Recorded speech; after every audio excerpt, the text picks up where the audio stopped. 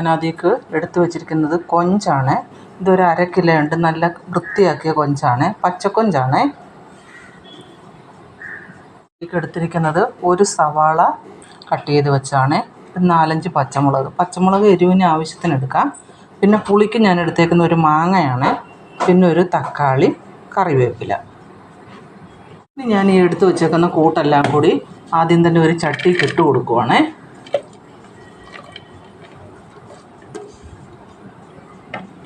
ഇനി അതിലേക്ക് ഇടുന്നത് ഇച്ചിരി ഇഞ്ചിയും വെളുത്തുള്ളിയും കൂടെ പേസ്റ്റാണ്. അത് 1 ടീസ്പൂണുണ്ട്, അത് ഇട്ട് കൊടുത്ത്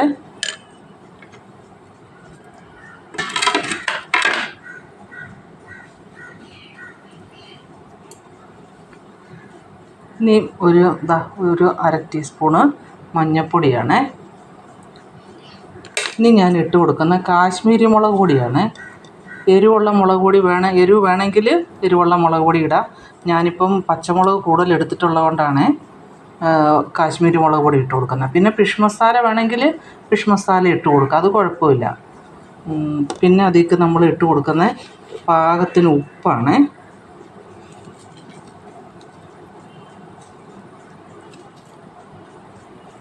നമുക്ക് ഈ കൂട്ടുകളെല്ലാം കൂടെ ഉണ്ടല്ലോ, നമ്മൾ കൈ കൂട്ടി ഇങ്ങനെ നന്നായിട്ടൊന്ന് ഞെവിടി നന്നായിട്ട് ഞെവിടണം. ഈ മസാലയൊക്കെ ഇങ്ങനെ ഇതിലേക്ക് നന്നായിട്ട് തേച്ച് പിടിപ്പിക്കണം.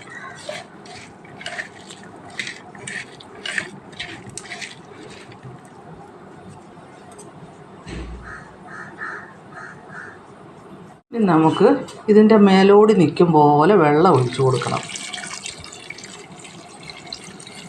അത്രയും വെള്ളം ഒഴിച്ചു. നമ്മുടെ ഒരു മുരിങ്ങയ്ക്കാണ് ഞാൻ എടുത്ത് വെച്ചിരിക്കുന്നത്. ഇത് ഇത്ര, അതൊന്നും കൂടി നമുക്ക് ഇതിലേക്ക് ഇട്ട് കൊടുക്കാം. നമുക്ക് ഇത് അടച്ചു വെച്ച് തക്കാളിയും ഇതൊക്കെ ഒന്ന് വെന്തോട്ടെ. നമ്മുടെ കൂട്ടൊക്കെ ആകുമ്പോഴേക്കേ നമുക്ക് ഇച്ചിരി തേങ്ങ അരയ്ക്കാം. ഇതിപ്പോൾ ഞാൻ ഒരു മുറി തേങ്ങയാണ് എടുത്തിരിക്കുന്നത്. ഇനി ഒരു ഇച്ചിരി ചെറിയതാണ് കൊച്ചുള്ളി, ഒരു 4-5 എണ്ണം, ഇതും കൂടെ ഒന്ന് അരയ്ക്കുമ്പോൾ നല്ല പേസ്റ്റ് രൂപത്തിൽ അരയാൻ പാടില്ല, കുറഞ്ഞൊരു തരിതരിപ്പ് വേണം. ആ ഒരു രൂപത്തിൽ നമുക്ക് അരച്ചെടുക്കണം. നമ്മുടെ കൂട്ടൊക്കെ നന്നായിട്ട് തിളച്ചിട്ടുണ്ട്. ഇനി നമുക്ക് നമ്മുടെ മീൻ ഇതിലേക്ക് ഇട്ട് കൊടുക്കാവേ.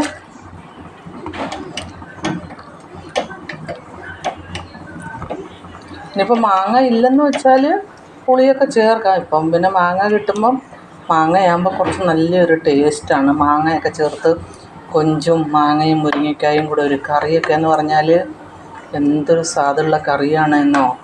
ഒരൊറ്റ കൂട്ട് മതി. നമ്മുടെ കേരളീയരുടെ ഇഷ്ടപ്പെട്ടൊരു കറിയാണ് കൊഞ്ചും മാങ്ങയും മീനും. നിങ്ങളിത് കാണുന്ന കൂട്ടത്തിൽ തന്നെ സബ്സ്ക്രൈബ് ചെയ്യാനും ലൈക്ക് ചെയ്യാനും ഒന്നും മറക്കരുതേ. ഇനി നമുക്കിതൊന്ന് അടച്ചു വെക്കാം, ഇത് വെന്തോട്ടെ. നമ്മുടെ കൂട്ടൊക്കെ നന്നായിട്ട് ഇതാ വെന്തിട്ടുണ്ട്. ഇനി നമുക്ക് നമ്മൾ അരച്ചു വെച്ചിരിക്കുന്ന തേങ്ങ ഒഴിച്ചു കൊടുക്കാം.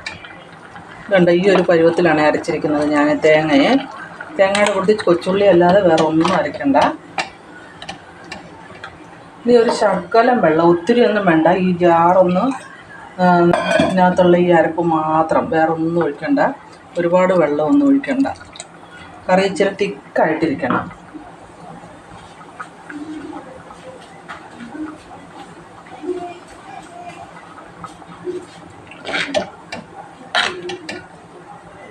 നമ്മൾ തേങ്ങ ഒഴിച്ച് കഴിഞ്ഞാൽ പിന്നെ ഒരുപാട് നേരം തിളയ്ക്കണ്ട, എന്നാലും തിള വരട്ടെ. നമ്മുടെ മീൻ കൂട്ടാൻ നന്നായിട്ട് തിളച്ചിട്ടുണ്ട്. ഇനി നമുക്കിതേക്ക് 1 ടീസ്പൂണ് പച്ച വെളിച്ചെണ്ണയാണ് ഞാൻ ഈ ഇട്ടിച്ച് കൊടുക്കുന്നത്. ഇനി ഇച്ചിരി കറിവേപ്പിലയും കൂടെ മേലെ കൂടി ഇട്ട് കൊടുക്കാം. ഇത്രേ ഉള്ളൂ. നമ്മുടെ കറി ഓഫാക്കാം. നന്നായിട്ട് തിളച്ചിട്ടുണ്ട്. നമുക്കിനി ഓഫാക്കാം, തീയൊക്കെ ഓഫാക്കാം. നമ്മുടെ പച്ചക്കൊഞ്ച് കറി ഇവിടെ റെഡി ആയിട്ടുണ്ട്. എല്ലാവർക്കും ഇഷ്ടമാണ് ഇങ്ങനെയൊക്കെ ഒരു കറി അല്ലേ. പച്ചക്കൊഞ്ച് കറി വെച്ചാൽ കൊഞ്ചും മാങ്ങയും മുരിങ്ങയ്ക്കായും കൂടെ ഒക്കെ ഇങ്ങനെ ഒരു കറി വെച്ചാൽ എന്താ ഒരു സ്വാദെന്നോ. അപ്പോൾ നിങ്ങളും കൂടെയൊക്കെ പച്ചക്കൊഞ്ചൊക്കെ കിട്ടുമ്പോൾ ഇങ്ങനെയും കൂടെ ഒന്ന് കറി വെക്കണം. Okay, thank you.